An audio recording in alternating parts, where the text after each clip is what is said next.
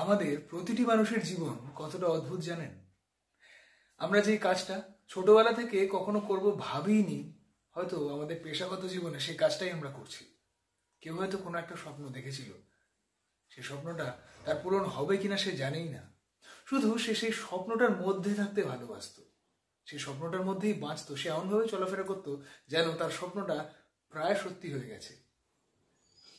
তার কাছে যদি ভগবান এসেও তাকে বলতো যে শোন, তোর এই স্বপ্নটা কিন্তু পূর্ণ হবে না, সে ভগবানকে বলতো সেটা তো তোমার উপর, স্বপ্নটা পূরণ হবে কি না হবে সেটা তো তোমার উপর, কিন্তু স্বপ্নটা আমাকে দেখতে তো দাও, এইটা তো আমার হাতে।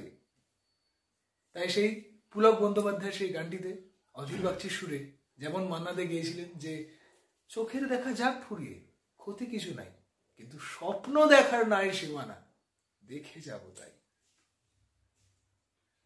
চোখের দেখা যাক ফুরিয়ে, ক্ষতি কিছু নাই, স্বপ্ন দেখার নাই সীমানা, দেখে যাব তাই।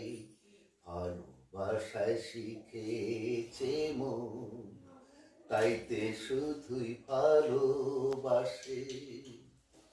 এই আসরের ইমন তুমি, থাকো বন্ধু আমার পাশে।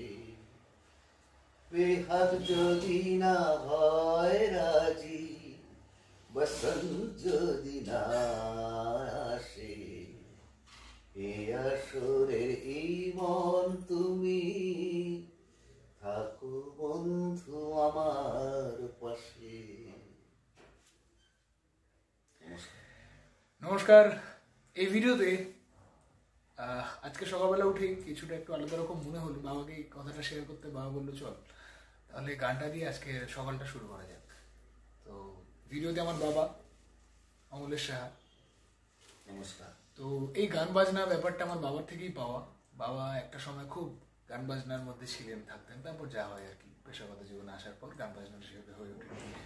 কিন্তু সেই যে বললাম স্বপ্নটা রয়ে গেছে, তা সেই স্বপ্নটা তার কাছেই রয়েছে, গানটাও তার কাছেই রয়েছে, গান তাকে ছেড়ে যায়নি, সেও গানকে ছেড়ে যায়নি। আমার স্বপ্নটা বাস্তবায়িত করতে আমার ছেলে যথেষ্ট সচেষ্ট হয়েছে, এর জন্য আমি ঈশ্বরের কাছে প্রার্থনা করি যেন ওর এই চেষ্টা সফল হয়। আপনাদের যদি এই ভিডিওটা ভালো লাগে শেয়ার করবেন। নমস্কার, ধন্যবাদ।